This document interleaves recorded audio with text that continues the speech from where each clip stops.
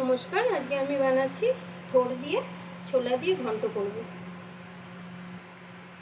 এই জন্য এই ছোলাটাকে গরম জলে একটু সেদ্ধ করে নিয়েছিলাম, না এই থোড়টাকে। আর এই যে ছোলা, এটাও সেদ্ধ করা ছোলা। আর থোড়টা যখন সেদ্ধ করেছিলাম একটু সামান্য নুন একটু হলুদ দিয়েছিলাম।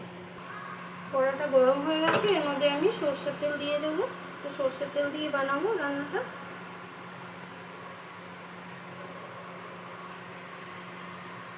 তেলের মধ্যে জিরেটা ফোড়ন দিয়ে দেবো।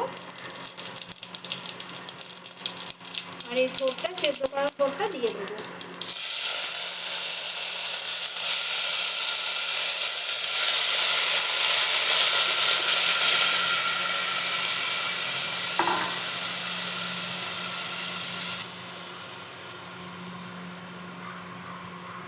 এর মধ্যে আমি এই সেদ্ধ করা ছোলাটাও দিয়ে দেবো।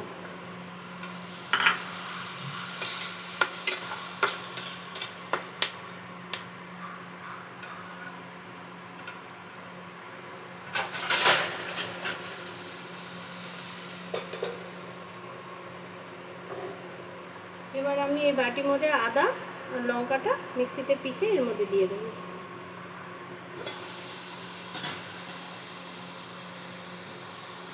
এর মধ্যে এখন আমি স্বাদ মতো নুন দিয়ে দেবো।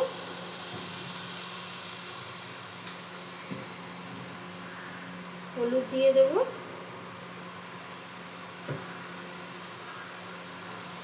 আর এই যে এটা জিরে গুঁড়ো, এটা সামান্য দিয়ে দেবো। দিয়ে এগুলো মিলিয়ে আর একটু এটার সাথে ভাজতে হবে। এবার এর মধ্যে আমি এই যে আদা আর কাঁচা লঙ্কা যে পেস্ট করে এনেছি এটা পুরোটাই দিয়ে দেবো এর মধ্যে।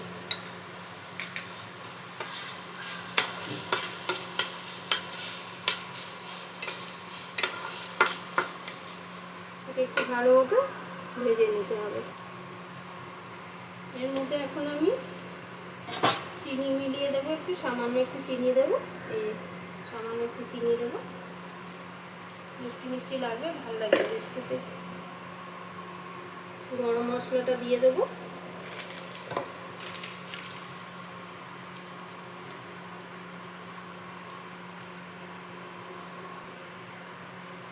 সামান্য একটু ঘি দিয়ে দেবো।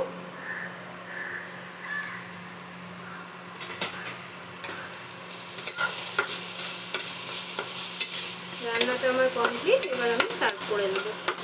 এটা খেতে বেশ ভালো লাগে, নিরামিষ হয় তো। কেউ চাইলে এটার মধ্যে একটু নারকেল কোড়া দিতে পারে, নয়তো কেউ আবার আমিষ একটু চিংড়ি মাছ দিয়ে করতে পারে, যা যেরকম ইচ্ছে করতে পারে। এবার আমি এটাকে সার্ভ করে নিচ্ছি।